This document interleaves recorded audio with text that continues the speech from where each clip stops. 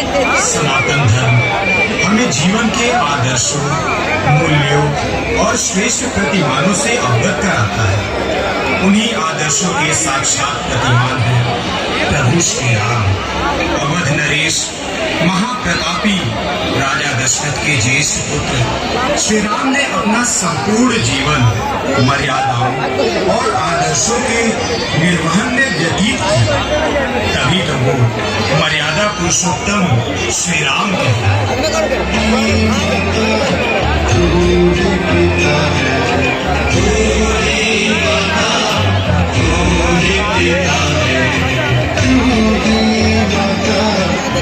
बोलिए सभी भक्तजन पूरी श्रद्धा और प्रेम से जय जय सीताराम। प्रभु श्री राम की माता भगवती के प्रति अगाध श्रद्धा थी। यूं तो प्रभु देवादिदेव भोले शंकर के अनन्य भक्त हैं, परंतु माता भगवती के बिना तो भोलेनाथ भी अधूरे हैं। आइए आज हम माता भवानी के प्रति प्रभु श्री राम की अगाध श्रद्धा और समर्पण की एक कथा का रसास्वादन करते हैं। चक्रवर्ती सम्राट रघुकुल शिरोमणि दशरथ के घर भगवान राम ने बाल जन्म दिया। चारों ओर खुशियों की लहर दौड़ पड़ी। बाल रूप में राम ने अपने भ्राताओं सहित अनेक लोक लुभावन लीलाएं की।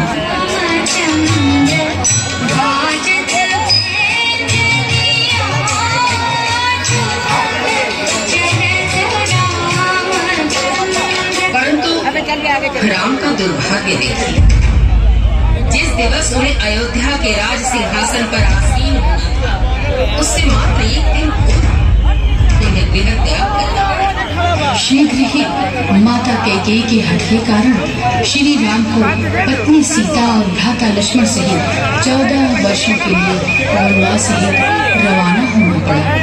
वनवास का 14वां वर्ष और भी कष्टकारी से अपनी बहन सुपर्णखा के अपमान से आहत लंका नरेश रावण ने माता सीता का धोखे से अपहरण कर लिया।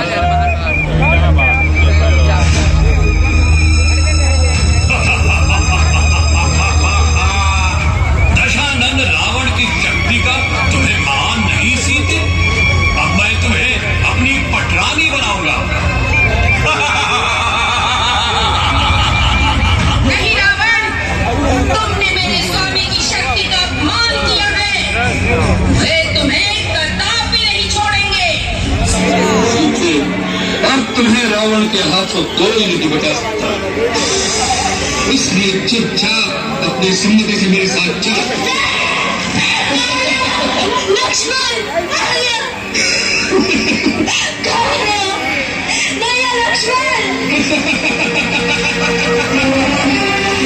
ने आग उगाई।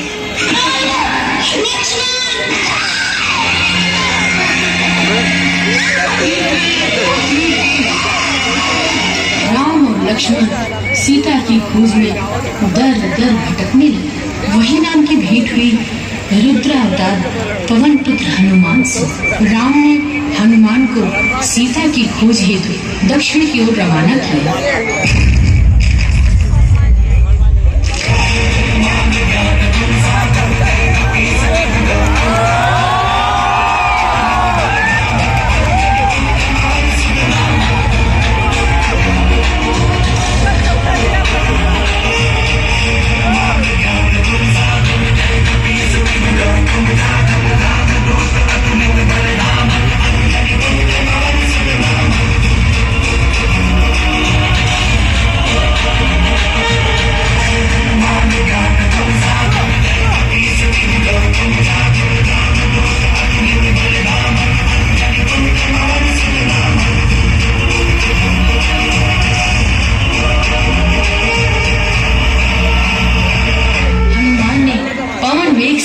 लंका पहुंचकर माता सीता का कुशल क्षेम जाना और फिर लंका नरेश के दरबार में पहुंच गए। लंका नरेश रावण, मैं राम भक्त हनुमान आपके लिए प्रभु श्री राम का संदेश लेकर आया हूँ। आप माता सीता को सादर श्री राम को लौटा दें। मेरे प्रभु अत्यंत दयालु और क्षमाशील हैं। वे आपको अवश्य क्षमा कर देंगे।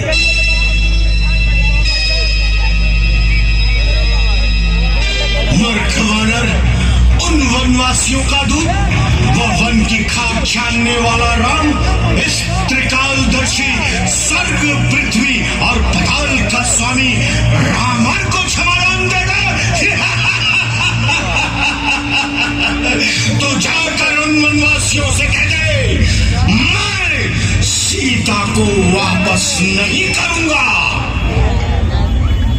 लंकेश, ऐसा विवेकहीन हट तुम्हारे सर्वनाश का कारण बनेगा।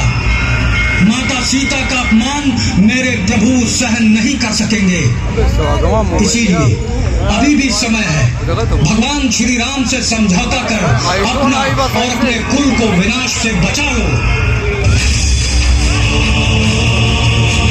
विनाश?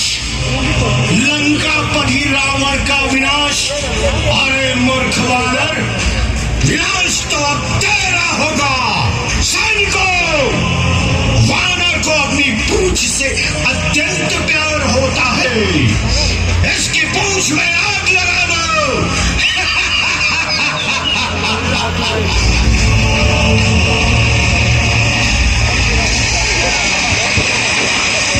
समझौते के समस्त प्रयास असफल हुए। वानरराज सुग्रीव की वानरी सेना ऋक्षराज जामवंत, महाबली अंगद और राक्षस कुल के विभीषण की सहायता से राम ने लंका पर चढ़ाई करने का निर्णय लिया। घमासान युद्ध ब्रह्मा की सलाह पर इंद्र ने राम को चंडी पूजन करने का मार्ग। आश्विन शुक्ल षष्ठी, सप्तमी, अष्टमी और नवमी को पूजा कर दशमी को देवी का शास्त्र विधि से विसर्जन किया। विभीषण ने उन्हें बताया कि उनके चरणों में 108 नीलोत्पलों का समर्पण किया जाए। देवी फिर भी प्रकट न हुई। राम के बैलों में हंसुआ, हनुमान के लाए 108 नीले कमल राम ने मां के चरणों में समर्पित कर दिए। परंतु ये क्या, वहां तो 107 ही कमल थे। देवता में भी एक भी कमल शेष न थे। क्या कर? ये कैसी परीक्षा माते? अब कहां से लाऊं एक और कमल? तुम ही मार्ग दिखाओ मां। कोई बात नहीं, मुझे भी तो लोग नील पद्माक्षी कहते हैं। तो मैं अपना एक नयन ही मां जगदम्बे के चरणों में समर्पित कर दूंगा। मां, मेरी भेंट स्वीकार करो मां।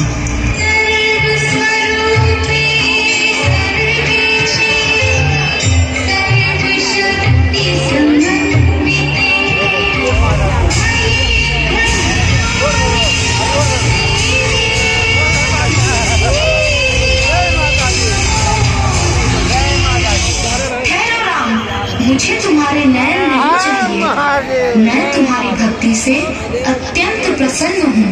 मेरा आशीर्वाद तुम्हारे साथ है। माँ का आशीर्वाद पाकर राम रावण से युद्ध करने चल पड़े। भयंकर युद्ध हुआ।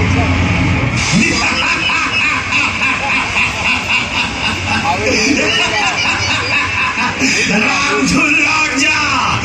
मुझसे युद्ध में तू कभी विजय नहीं होगा। क्यों अपने प्राण गंवाने आ गया है?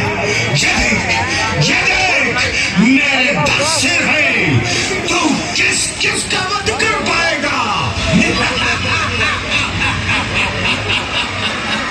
रावण, मेरे और तुम्हारे बीच का संघर्ष नहीं, बल्कि यह सत्य और असत्य का, पाप और पुण्य का संघर्ष है।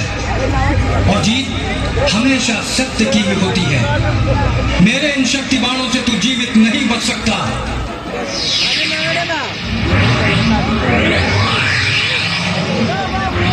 ओए बाबू,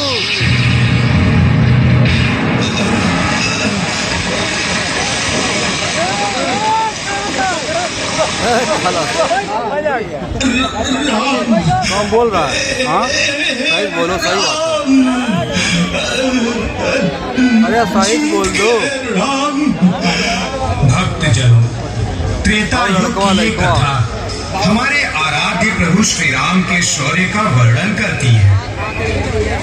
नमस्कार, मैं योगी आदित्यनाथ सभी को शुभ संदेश देना चाहता हूँ कि प्रभु श्री राम का ये निर्माणाधीन मंदिर शीघ्र ही पूर्ण हो जाएगा। थोड़ा सा और वर्ष 2024 के आरंभ में ही इसके दर्शन का लाभ मिल सकेगा। वर्षों तक उन्हें एक सुयोग्य भवन प्राप्त नहीं है। उन्हें तिरपाल के बने टेंट में विराजमान रहना पड़ा। जहां उनका जन्म हुआ, जहां वो पले बढ़े, वहां उन्हें टेंट में रहना पड़ा। परंतु सब दिन होत ना एक समान। भारत सरकार और उत्तर प्रदेश सरकार की दृढ़ता और भारतीय न्याय प्रणाली की सत्यता एवं न्याय प्रियता के कारण अयोध्या में राम जन्मभूमि पर भव्य राम मंदिर का निर्माण हो रहा है।